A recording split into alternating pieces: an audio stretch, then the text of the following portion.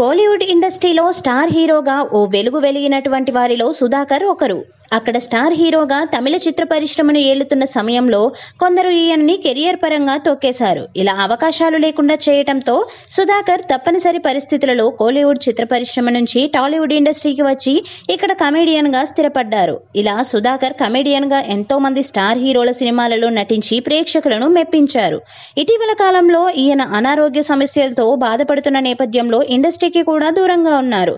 ఇలా ఇండస్ట్రీకి దూరమైన సుధాకర్ మరణించారు అంటూ ఎన్నోసార్లు సోషల్ మీడియాలో వార్తలు వచ్చాయి. ఇలా వార్తలు వచ్చిన ప్రతిసారి నేను బ్రతికే ఉన్నానని చెప్పుకోవాల్సిన పరిస్థితి సుధాకర్ కి ఎదురైంది. ఇకపోతే ఇటీవల తన కుమారుడు బెన్నీ సైతం ఇండస్ట్రీలోకి అడుగు పెట్టబోతున్న నేపథ్యంలో ఈయన కూడా పలు బుల్లితెర కార్యక్రమాలకు అలాగే కొన్ని ఇంటర్వ్యూలకు హాజరవుతూ సందడి చేశారు. నడవలేని స్థితిలో ఉన్న సుధాకర్ వీల్ చైర్లోనే పలు ఇంటర్వ్యూలకు హాజరవుతున్నారు. ఇక తాజాగా ఒక ఇంటర్వ్యూలో పాల్గొన్న ఈయన తన కెరియర్ గురించి అలాగే తన కొడుకు సినీ ఎంట్రీ గురించి ఎన్నో విషయాలను వెల్లడించారు. ఇక తెలుగు చిత్ర పరిశ్రమలో తనకు చిరంజీవితో పాటు ఇతర హీరోలతో కూడా ఎంతో మంచి అనుబంధం ఉందని తెలిపారు. ఇక పవన్ కళ్యాణ్ గురించి మాట్లాడుతూ, పవన్ కళ్యాణ్ నన్ను చాలా ఆప్యాయంగా అన్నయ్య అంటూ పిలిచేవారు. ఇక మా ఆవిడను వదిన అని ఎంతో ప్రేమగా పిలిచేవారని తెలిపారు.